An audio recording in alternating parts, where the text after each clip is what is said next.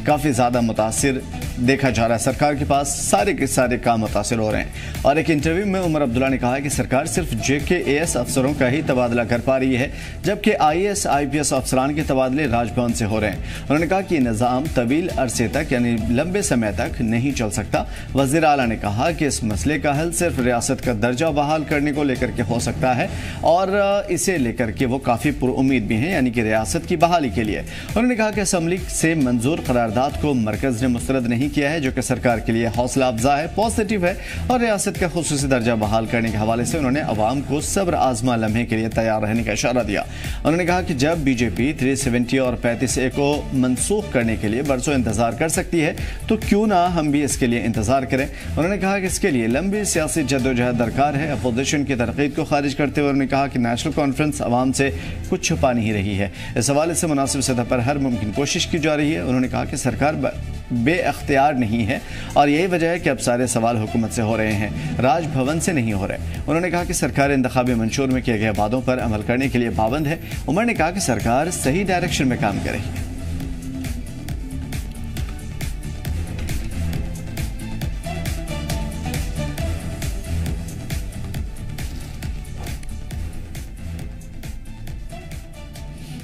अब आपको दिखा दें क्या कुछ कहा उमर अब्दुल्ला ने। बीजेपी ने खुसूसी दर्जा खत्म करके जम्मू कश्मीर को अपाइज बनाया है। यूटी का दर्जा मुस्तकिल नहीं है, मरकजी सरकार को इसे बहाल करना होगा और यह निज़ाम ज़्यादा दिनों तक नहीं चलेगा। दिल्ली ने असम्बली से मंजूर करारदाद को मुस्तरद नहीं किया है, यह सरकार की बड़ी कामयाबी है। अवाम से कुछ भी छुपाया नहीं जा रहा है, सभी मसाइल का हल स्टेटहुड से है। सरकार कोशिश करे इस हवाले से। 2 पावर सेंटर से कामकाज में परेशानी हो रही है। हम सिर्फ JKAS अफसरों का तबादला कर रहे हैं, IAS और IPS का नहीं। सरकार बेअख्तियार नहीं है, बाख्तियार है। सवाल हमसे हो रहा है, राजभवन से नहीं, और हम अपने टारगेट पूरा करेंगे। सरकारी खजाना खाली है। मरकजी वज़ीर खजाना ने माली मदद का यकीन दिलाया है। 100 दिन मुख्तसर मुद्दत है, नए सेटअप में काम करने का पहला तजुर्बा है। बीजेपी ने खुसूसी दर्जा खत्म करने के लिए बरसों इंतजार किया, क्यों ना हम उसकी बहाली के लिए इंतजार करें। तो ये सारे स्टेटमेंट उमर अब्दुल्ला के थे। सरकार के बाख्तियार होने और लॉ एंड ऑर्डर के हवाले से वज़ीर आला के बयान पर बीजेपी ने कहा कि इस मसले को लेकर के विधानसभा में चर्चा का मौजू नहीं बनाया जा सकता। बीजेपी तर्जुमान RS पठानिया ने कहा कि यूटी होने के सबब पुलिस और लॉ एंड ऑर्डर मरकज के सब्जेक्ट हैं, लिहाजा इस पर चर्चा सवाल ही नहीं उठता। उन्होंने ये भी कहा कि NC को अपने पिछले दौरे इक़्तिदार को नहीं भूलना चाहिए। लॉ एंड ऑर्डर और पुलिस वो भारत सरकार के पास रहते हैं। अब लॉ एंड ऑर्डर और पुलिस पे अगर आप सवाल पूछना चाहें या चर्चा करना चाहें विधानसभा के पटल पे, तो वो कम से कम हो नहीं सकती, क्योंकि वो सब्जेक्ट ही जम्मू कश्मीर की सरकार के पास नहीं है। वो नेशनल कॉन्फ्रेंस और वो PDP जिसपे राग अलाप है, जिसे कहते हैं मगरमच्छ के आंसू उस पे रो रहे हैं। मैं उनको बताना चाहूंगा कि उनके कार्यकाल में जब पुलिस और होम डिपार्टमेंट उनके पास था, तब कस्टोडियल डेथ, तब पत्थरबाजी, तब यहाँ पे जम्मू कश्मीर में सिविलियन डेथ्स और आतंकवाद जिसे कहते हैं सर चढ़ के बोलता था। आज ऐसी स्थिति और परिस्थिति जम्मू कश्मीर में नहीं है। दूसरी तरफ नेशनल कॉन्फ्रेंस ने कहा कि वज़ीर आला अपने बयान से अवाम की तर्जुमानी कर रहे हैं। बिजबाड़ा के MLA बशीर अहमद ने कहा कि दूसरे सूबों की तरह जम्मू कश्मीर हुकूमत को भी अख्तियारात मिलनी चाहिए। उन्होंने ये भी कहा कि मरकज़ की मुदाखलत के सबब ही सरकार अपने एजेंडे पर काम नहीं कर रही। और पार्टी के जनरल सेक्रेटरी अजय सडोत्रा ने कहा कि वज़ीर आला ने एक तारीखी हकीकत बयान की है। वो तो है ही है, यूटी है यहाँ पे। जब तक यूटी रहेगा तब तक तो ये पैरेलल गवर्नमेंट्स का, और इनको वैसे शौक भी है। दिल्ली वालों ने यहाँ पे हर हमेशा अपना इंटरफेरेंस रखा है, हमें काम नहीं करने दिया। अगर यहाँ के लोगों को काम करने दिया होता तो आज जो हमारी माली बदहाली है रियासत की, जो फाइनेंस, जो कॉफर्स हमारे खाली पड़े हुए हैं, शायद ये सिचुएशन ना होती। और दूसरी बात, पिछले 370 खत्म करने के बाद इन्होंने तो बहुत बड़ा राग अलापा था, यहाँ तो डेवलपमेंट होगी, पैसों की बौछार होगी। आप देखिए सरकार के पास पैसा ही नहीं है। उमर साहब ने जो कहा बिल्कुल दुरुस्त कहा, इसमें कोई दो राय नहीं है। जो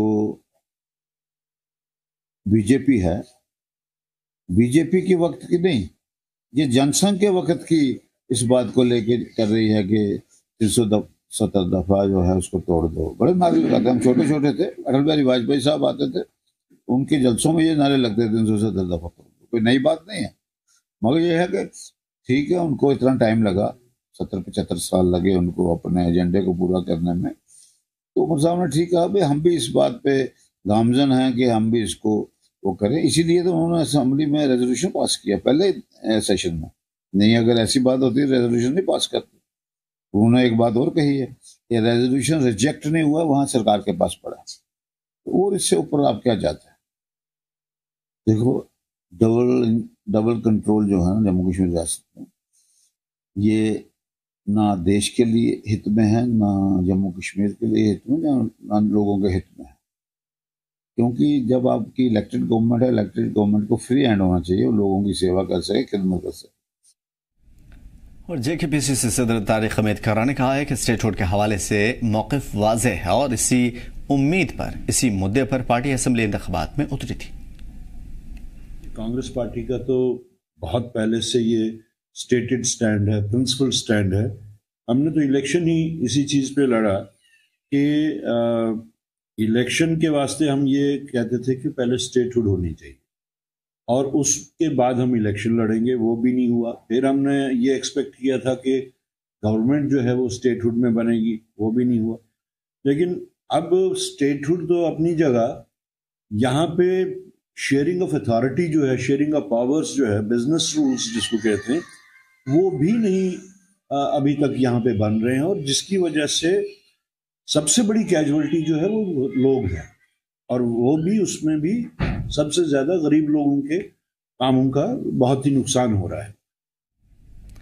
तो सरकारी खजाना खाली है, सरकार के पास पैसे नहीं है, आवाम से किए गए वादे पूरे नहीं हो रहे हैं, बीजेपी रोड़े अटका रही है, इस तरह की बातें जरूर हो रही है। लेकिन क्या सरकार का सिर्फ ये कह देना कि रुको जरा सब्र करो इतना काफी होगा, या फिर जो वादे किए गए थे ये सोच समझ करके किए गए थे?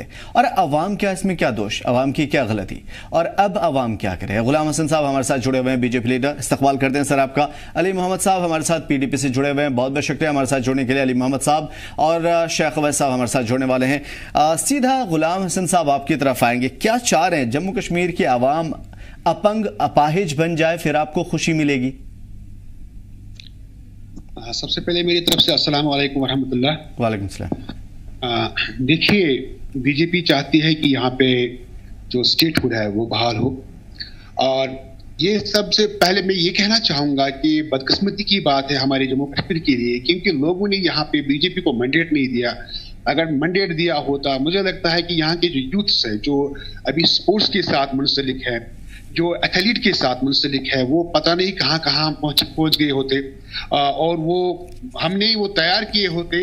अगर हमें साथ मिलता यहाँ पे, अगर हमारी सरकार होती, तो ये जो प्रोसेस अभी चल रहा है हमवार करने के लिए, कश्मीर को हमवार करने, यहाँ के हालात को ठीक करने के लिए, उसी सिलसिले को लेके हमने जो ये यूनिटी बनाई है, ताकि जो हलाकत हमें पास्ट में जो हुआ था तो वो आगे ना हो, और हमारी ये जो ट्रेडर्स हैं, हमारे जो बिजनेस मैन हैं, तो उनको भी कोई दिक्कत ना हो। आज आप देखिए कि आजकल कितने लोग जो है हमारी ये जो ट्रेड यूनियंस हैं, ट्रेड्स जो करते हैं, ट्रेड यूनियंस जो है हमारे यहाँ, वो कितना अच्छे से काम करते हैं। कोई इंटरफेरेंस नहीं है, कोई ये दिक्कतें नहीं है उनके सामने, कोई गुलाम हसन साहब, आप ये कहना चाह रहे हैं कि ठीक है, अगर हमारी सरकार होती तो ये सारी प्रॉब्लम नहीं होती, और चूंकि अब हमारी सरकार नहीं है तो इस वजह से आवाम को मरने दें, छोड़ दें उसी हालत में?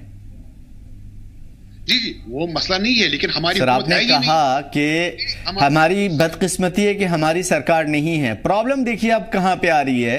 प्रॉब्लम यह है कि सरकारी खजाना खाली है, हुकूमत सरकार जो जिनके पास है वो हाथ उठा रहे हैं कि उनके पास अब करने को कुछ नहीं है, पावर उनके पास नहीं है, स्टेटहुड उनके पास नहीं है, और वो कुछ कर नहीं पा रहे हैं, तो अवाम बेयारो मददगार हुई। तो फिर आप ये क्या तर्क दे रहे हैं कि हमारी सरकार होती तो ये प्रॉब्लम नहीं होती? मसला तो हमारा नहीं है, मसला तो उमर का नहीं। आप ये तो जानते हैं, देखिए गुलाम हसन साहब माफी के साथ, आप ये तो जानते हैं ना कि यूनियन टेरिटरी की पूरी पावर जो है सेंटर के हाथ में होती है। सेंटर में आपकी हुकूमत है, सीधा सीधा दे दीजिए, खजाना भर दीजिए, खजानची आपके यहाँ पे मुकर्रर किए गए हैं, इनको पावर दे दीजिए जिस चीज की जरूरत है, कम से कम अवाम का तो भला हो। नहीं, हम कब कह रहे हैं कि हम नहीं देंगे? उसको तो चलना चाहिए ना वैसा। उसको हमारी जो यूनियन मिनिस्ट्री है, हमारी जो यूनियन सरकार के उसके साथ अच्छे से चलना चाहिए उसको। और उसने जिम्मा लिया है पूरी जम्मू कश्मीर का, ताकि वो उसने वादे दिए हैं ताकि जो हमारे मसाइल है उनको हम दूर करें, जो भी परेशानियां हमको उनको दूर करें। उसने एक वर्ड दिया है लोगों को, और उसको चाहिए कि वो अपना जो प्रॉमिस है, जो वर्ड उसने दिया है लोगों को, वो पूरा करे। तो वो कर नहीं पा रहा है, इसका मतलब ये है तो वो तो ये कह रहे हैं गुलाम हसन साहब, वो कह रहे हैं कि आपने हमें अपंग अपाहिज बना दिया, तो हम कैसे लोगों की भलाई के लिए काम कर पाएंगे।